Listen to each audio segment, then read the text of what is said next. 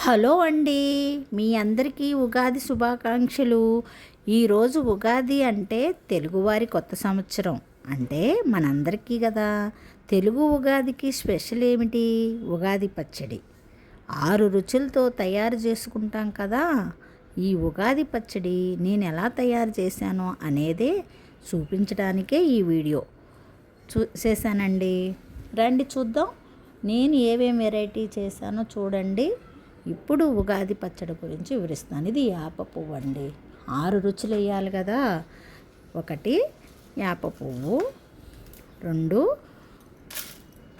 పులుసు కోసం చింతపండు రసం, మిరియాల పొడి పౌడర్ చేసుకున్నానండి. మిరియాలు, ఉప్పు, కొంతమంది కారం వేస్తారండి. నాకు అలా ఇష్టం ఉండదు.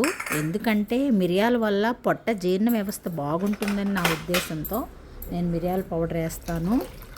తర్వాత తీపి కోసం బెల్లం, ఉప్పగా ఉండటానికి ఉప్పు, ఈ వగరు అనమాట. అది తర్వాత చెప్తాను. ఇప్పుడు ఎలా ప్రిపేర్ చేస్తున్నానో చూడండి.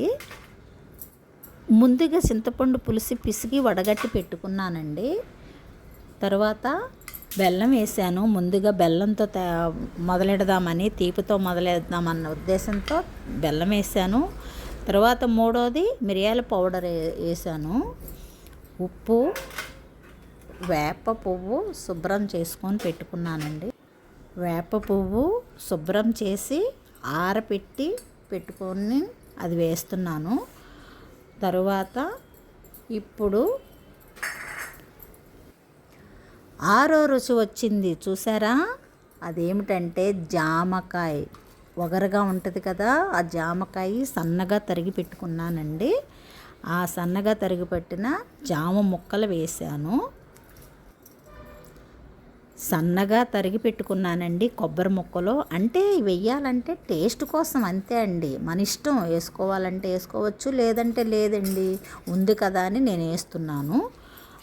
అలాగా టేస్ట్ కోసం అంతేనండి. అరటిపండు అండి. అరటిపండు కూడా 2 అరటిపళ్ళు తీసుకొని చక్కగా మెత్తగా మ్యాష్ చేసేసి అలాగా పిసికి వేసేస్తానండి. మీరు ఎలా వేస్తారో చెప్పండి. ఉగాది పచ్చడి అంటే అండి అమ్మ చెయ్యి పట్టి ఇలా పిసికి వేస్తేనే రుచి ఉంటుందండి.